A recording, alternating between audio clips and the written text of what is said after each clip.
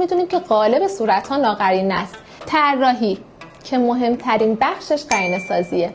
هممون میدونیم که قالب صورت‌ها ناقرینه است و قرینه کردن فقط به کشیدن چند تا خط راهنما نیست. اکثر پیگمنترها هم قرینه کردن رو بلد نیستن و به اشتباه انجام میدن.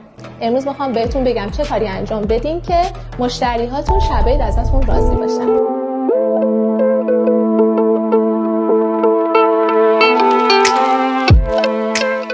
نکته اول جزئی نگریه. یعنی چی؟ یعنی باید جز ابرو رو جداگونه چک بکنیم و ضمن اینکه حتما مشتری نشسته باشه، چون در صورت خوابیده عضلات کشیده میشه و وقتی مشتری میشینه عضلات برمیگرده و ابرو بد میشه. جزئی نگری 3 تا نکته اصلی داره. حتما به زاویه سر دقت بکنید. زاویه سر به سمت پایین و زاویه سر به سمت بالا.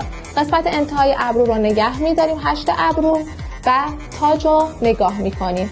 سر به سمت پایین نگاه میکنیم، 2 تا خط بالای تاج شیبش به چه صورته. مجدد سر رو به سمت بالا میاریم و زیر ابرو رو دقت میکنیم و بعد از این 2 تا دستتون رو میذارین قسمت تاج یا 2 تا خط میکشین که بتونین 2 تا انتهای هشتی رو دقت بکنین و در نهایت به 2 تا شیب هشتی دقت کنین. سر رو به سمت پایین میارین و حتما هم از زاویه روبرو چک میکنین.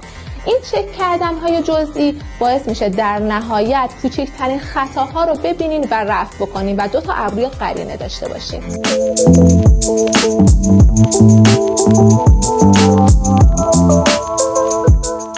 و باز هم برای اطمینان بیشتر از خطکش یا هر لوازمی که دارین فرق نمیکنه استفاده میکنین و اندازه تاج رو میگیرین و همین اندازه رو اون سمت تاج میذارین، دونه دونه از تاج هشتی و دم اندازه گیری میکنین و یه ابروی کاملا قرینه به دست میارین.